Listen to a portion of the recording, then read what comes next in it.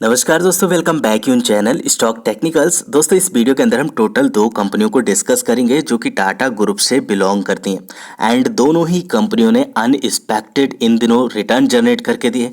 बहुत से लोगों की जिंदगियां बदली, बट अभी के दिनों में देखा जाए तो कंपनियों के अंदर हमें एक कंसोलिडेशन का जोन देखने को मिल रहा है एंड कंपनीज के अंदर कब हमें तेजी लौटते हुए देखने को मिलेगी और ये वाला ट्रेंड हमें कब वापस आते हुए देखने को मिलेगा, इसके बारे में भी बातचीत करेंगे।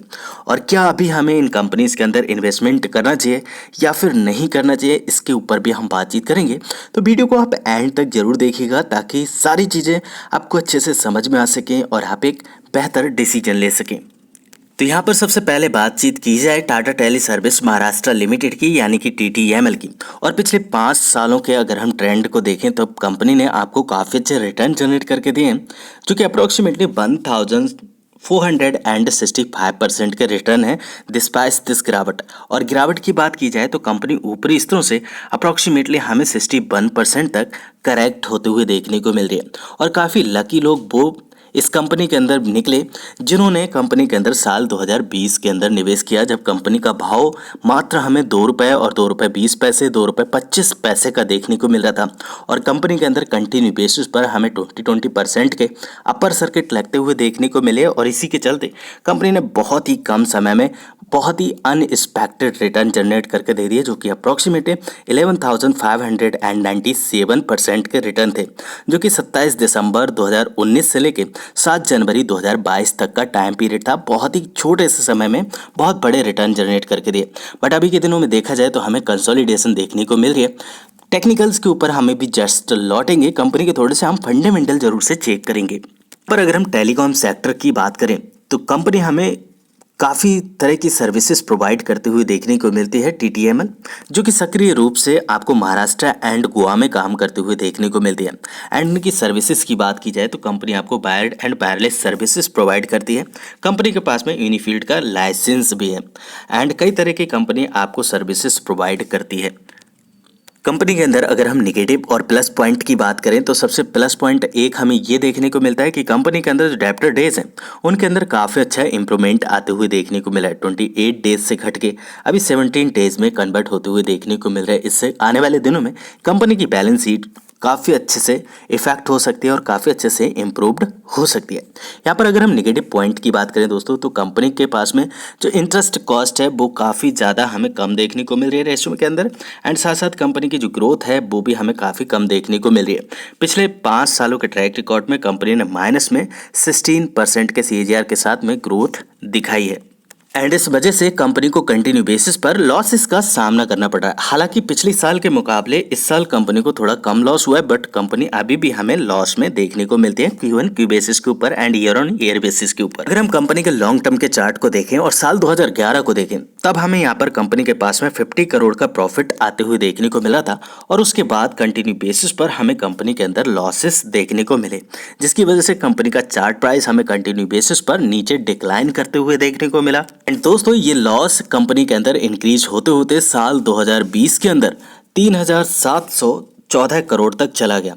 एंड शेयर प्राइस की बात की जाए तो यहाँ पर अप्रोक्सीमेटली हमें ₹2.25 शेयर प्राइस देखने को मिल रहा था। एंड इसके बाद से कंपनी के अंदर एक न्यूज़ बनी और उसके बाद से कंटिन्यू बेसिस पर हमें अपर सर्किट लगते हुए देखने को मिले। एंड साल 2021 की बात की जाए तो ये लॉस हमें आधा होते हुए देखने को मिला और उसके बाद 1200 करोड़ का कंपनी का लॉस होते हुए देखने को मिला। तो कहीं ना कहीं कंपनी के जो लॉसेस हैं हमें नैरो होते हुए देखने को मिले, which is a plus point for the company and for the investor. इसी के साथ साथ अगर हम कंपनी के अंदर बोरोइंग और कंपनी के रिजर्व की बात करें तो यहाँ पर रिजर्व कंपनी के पास में जो है पिछली क्वार्टर के मुकाबले या फिर पिछले साल के मुकाबले हमें यहाँ पर घटते हुए देखने को मिल रहे हैं।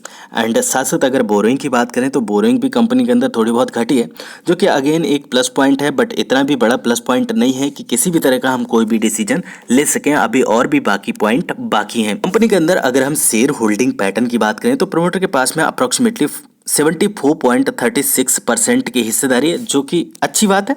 75% से कम है बट 74% से ऊपर की है, जो कि अगेन काफ़ी अच्छी बात है। सेबी के गाइडलाइन के मुताबिक काफ़ी ठीक ठाक प्रमोटर की हिस्सेदारी देखने को मिल रही है। बट अगर हम यहाँ पर एफआई की बात करें तो एफआई ने अपनी हिस्सेदारी को घटाया बहुत ही छोटी सी क्वांटिटी के साथ में, एंड डीआई ने अपनी हिस्सेदारी को थोड़ा सा इंक्रीज किया है। पब्लिक की बात की जाए तो पब्लिक के पास में हमें दोनों ही क्वार्टर से सेम हिस्सेदारी कंपनी के अंदर देखने को मिल रही है, जो कि ना ही कोई प्लस पॉइंट है और ना ही कोई निगेटिव पॉइंट है, न्यूट्रल की स्थिति में हमें यहाँ पर देखने को मिल रहा है। तो अभी बात कर लेते हैं दोस्तों यहाँ पर इन्वेस्टमेंट रिलेटेड और कंक्लूजन की। तो कंपनी के अंदर हमें काफी ज्यादा जो प्लस पॉइंट है वो कम स्थिति में देखने को मिल रहा है, और जो निगेटिव पॉइंट है वो हमें कंपनी के अंदर ज्यादा देखने को मिल रहा है।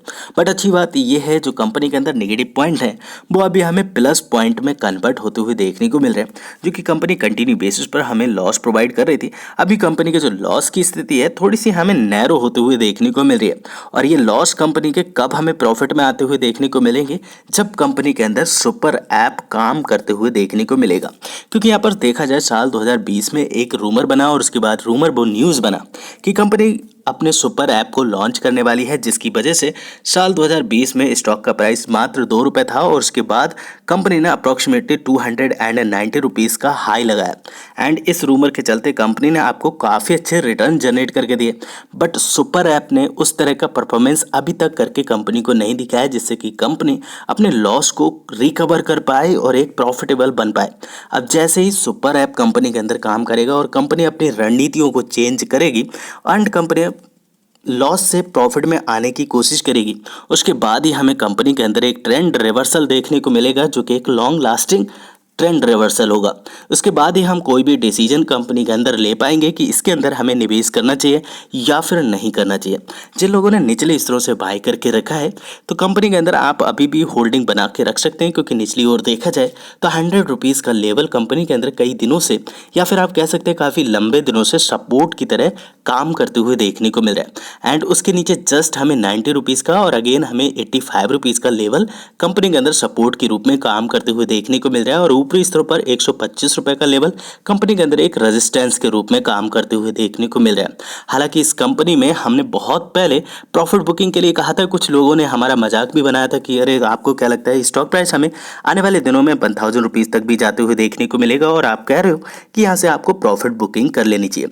बट आपने इसके पीछे के लॉजिक को ये बात है कि कंपनी ने जो अपना सुपर ऐप लॉन्च किया उसके बाद जो न्यूज़ थी वो यहाँ पर बस्ट हो चुकी है, और अभी के दिनों में जो देखा जाए तो तेजी हमें तब वापस लौटते हुए देखने को मिलेगी जब कंपनी प्रॉफिट जनरेट करना शुरू करेगी। तो ये सीधा सटीक जवाब है। अभी बात कर लेते हैं दोस्तों यहाँ पर सेकंड कंपनी का, जिसकी लिस्टिंग हमें साल 2002 में होते हुए देखने को मिली। एंड कंपनी के नाम की बात की जाए तो यहाँ पर automotive stamping and assemblies limited देखने को मिलेगी, एंड जो कि एनएससी और बीएससी के ऊपर देखने को मिलेगी एसएल के रूप में। एंड कंपनी ने साल 2002 से लेके साल 2021 तक कोई भी रिटर्न जनरेट करके नहीं दिए, मात्र यहाँ पर आपको 31% के रिटर्न देखने को मिल रहे, और जो चाल स्टॉक के अंदर बनते हुए देखने को मिली मात्र यहाँ पर 9 पैसे की बढ़त देखने को मिली इतने बड़े टाइम पीरियड के बाद। बट उसके बाद आता है साल 2021, और 2021 में कंपनी के अंदर एक बूम आता है, और जहाँ पर कंपनी आपको अनएक्सपेक्टेड रिटर्न जनरेट करके दे देती है, एंड जहाँ ये कंपनी भी बहुत ही छोटे से टाइम पीरियड के अंदर बहुत ही बड़े रिटर्न आपको बना के दे देती है, जो कि अप्रोक्सीमेटली 2664% के मल्टी बैगर रिटर्न है। एंड उसके बाद से कंपनी के अंदर कंटिन्यू बेसिस पर प्रॉफिट बुकिंग देखने को मिलती है। अभी के दिनों में हमें कब तेजी देखने को मिलेगी इसके बारे में भी बातचीत करेंगे, एंड जो कंपनी के अंदर बूम आते हुए देखने को मिला इसके पीछे की रीजन की भी बातचीत करेंगे। बट इससे पहले कि हम टेक्निकल्स पर लौटें, कंपनी के कुछ जरूरी तथ्य भी हमें देखना बहुत बेहद जरूरी है अगर हम इस कंपनी के अंदर निवेश करते हैं या फिर हम निवेश करने की सोच रहे हैं। तो सबसे पहले अगर हम कंपनी की बेसिक जानकारियां एकत्रित करने की कोशिश करें तो कंपनी हमें टाटा ग्रुप की ओर से प्रमोट की जाने वाली कंपनी देखने को मिलती है। एंड कंपनी कुछ सीट्स जो मेटल की सीट्स हैं वो बनाती है, जहां पर हमें stamping belted assemblies and modules तैयार करते हुए देखने को मिलती है पैसेंजर कार्स के लिए और कॉमर्शियल व्हीकल्स के लिए।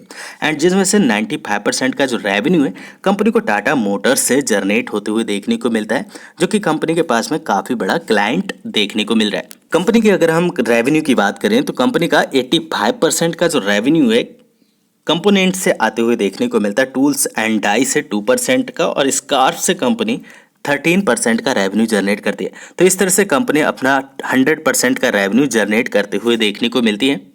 तो कंपनी की अगर हम क्वार्टर एंड क्वार्टर बेसिस के ऊपर परफॉर्मेंस चेक करने की कोशिश करें तो यहाँ पर कंसिस्टेंसी की कमी हमें देखने को मिलती है। कंपनी बहुत ही छोटी सी कंसिस्टेंसी के साथ में आगे ग्रो करती है एंड कभी कभी कंपनी हमें काफ़ी बड़ी जंप अपने नेट प्रॉफिट के अंदर लगाते हुए देखने को मिलती है।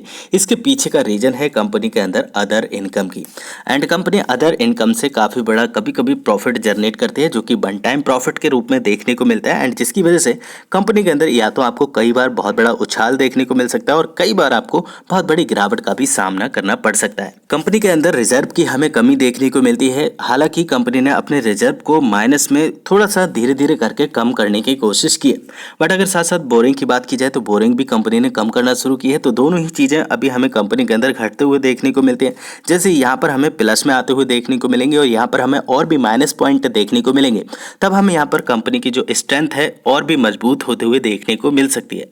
बहरहाल अगर हम यहाँ पर शेयर होल्डिंग पैटर्न की बात करें तो प्रमोटर के पास में अप्रोक्सीमेटली 75% की हिस्सेदारी है और 25% की हिस्सेदारी यहाँ पर हमें पब्लिक की देखने को मिलती है।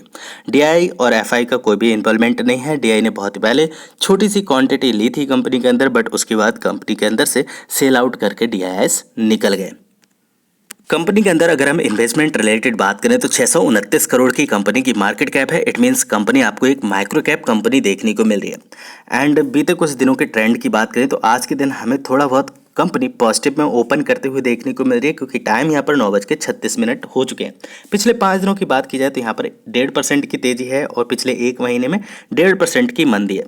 पिछले 6 महीने की बात की जाए 8% से ज़्यादा की गिरावट है। एयरटेल डेट में कंपनी आपको 42% से ज़्यादा गिरी हुई देखने को मिल रही है।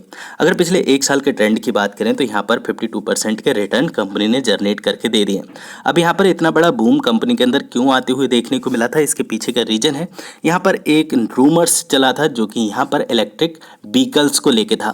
और इलेक्ट्रिक व्हीकल्स की बात की जाए तो यहाँ पर टाटा मोटर्स का नाम सबसे पहले आते हुए देखने को मिलता है। और ये कंपनी टाटा मोटर्स के लिए मेनली काम करती है, क्योंकि कंपनी का 95% का रेवेन्यू टाटा मोटर से जनरेट होता है। एंड जिस वजह से कंपनी के अंदर हमें एक तरफा तेजी देखने को मिली और अनएक्सपेक्टेड रिटर्न कंपनी के अंदर से हमें बनते हुए देखने को मिले। बट साथ साथ हमने देखा टाटा मोटर्स के नंबर्स और टाटा मोटर्स की सेल्स के नंबर, जहाँ पर हमें कंटिन्यू बेसिस पर गिरावट आते हुए देखने को मिली और इस गिरावट की वजह से इस स्टॉक के अंदर भी हमें कंटिन्यू बेसिस पर गिरावट आते हुए देखने को मिली। तो गिरावट के पीछे के रीजन हमें यही देखने को मिलते हैं। एंड इस सेक्टर में भी हमें काफ़ी दिनों के बाद एक तेजी देखने को मिली थी और अगेन हमें यहाँ पर तेजी देखने को मिलेगी, बट उसके लिए अभी आपको 4 से 5 साल कंपनी को देना पड़ेंगे। अगर आपके पास पेशेंस है, 4-5 साल आप कंपनी को दे सकते हैं, तब आप इस कंपनी के अंदर निवेश करने की सोच सकते हैं।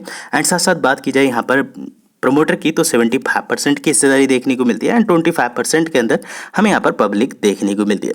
तो शेयर होल्डिंग पैटर्न कहीं ना कहीं अभी हमें ठीक ठाक देखने को मिल रहा है। कंपनी की मार्केट कैप जैसे इंक्रीज होगी वैसे यहाँ पर हमें डीआई एंड एफआई का भी इन्वॉल्वमेंट देखने को मिलेगा। कंपनी के अंदर सपोर्ट और रेजिस्टेंस की बात करें, हर एक 20 रुपए के अंतराल में हमें एक सपोर्ट और एक रेजिस्टेंस देखने को मिलता है। निचली ओर बातचीत की जाए तो यहाँ पर हमें 380 रुपये और उसके बाद 360 रुपये के सपोर्ट देखने को मिलते हैं। ऊपरी स्तरों पर देखा जाए 420 रुपये का और अगेन यहाँ पर हमें 440 रुपये का एक रेजिस्टेंस कंपनी के अंदर देखने को मिल सकता है, या आप कह सकते हैं ये हमें टारगेट आने वाले दिनों में कंपनी से देखने को मिल सकते हैं। इलेक्ट्रिक व्हीकल्स का कारोबार जैसे ही इंडिया के अंदर तेजी से इंक्रीज होगा, कंपनी ये भी हमें ग्रो होते हुए देखने को मिलेगी। मार्केट कैप 629 करोड़ की है, तो कंपनी के पास में बढ़ने के लिए अभी पूरा खुला आसमान पड़ा है। हो सकता है कंपनी आपको आने वाले दिनों में काफ़ी अच्छे रिटर्न देते हुए देखने को मिल जाए, बट कंपनी को इसके लिए और भी क्लाइंट्स को अपनाना पड़ेगा और भी क्लाइंट्स को अपनी कंपनी के कंपोनेंट्स सेल करने पड़ेंगे। क्योंकि यहाँ पर देखा जाए कंपनी हमें पैसेंजर कार्स के लिए और पैसेंजर्स बसेस के लिए जो बड़े व्हीकल्स हैं उनके लिए सारी चीज़ें बनाते हुए देखने को मिलती हैं। जब तक कंपनी यहाँ पर कुछ प्राइवेट व्हीकल्स के लिए भी पार्ट उपलब्ध नहीं कराएगी, उससे पहले कंपनी के अंदर हमें एक बड़ी तेजी देखने को नहीं मिलेगी। मेरा ओपिनियन है अभी दोनों ही कंपनी को अवॉइड किया जा सकता है। अगर आपके पास में पहले से हैं तब आप इन दोनों ही कंपनियों को होल्ड करके चल सकते हैं। बहरहाल फ्रेश एंट्री के लिए आपके पास में और भी 5000 ऐसी कंपनीज देखने को मिल रही हैं जहां पर आपका पैसा बन रहा है।